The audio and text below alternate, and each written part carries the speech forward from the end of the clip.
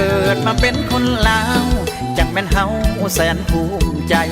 คนลาวมีน้ำใจไก่หรือไก่หาแพงกันคนลาวอยู่ในไตลาเพียงแนมตาก็เข้าใจกันสมคำที่เขาเก่าขันคนลาวเฮานั้นพักสงบพมเย็น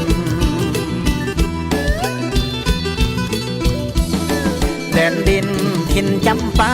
สมสายาเขาเหนียวเสียงแค้นธรรมศาสตร์สวยงามแห่งอาบน้ำใสสายลมพัดเย็นไปมาแล้วบ่อยากจะตกหลุมรักเมื่อได้มาเห็น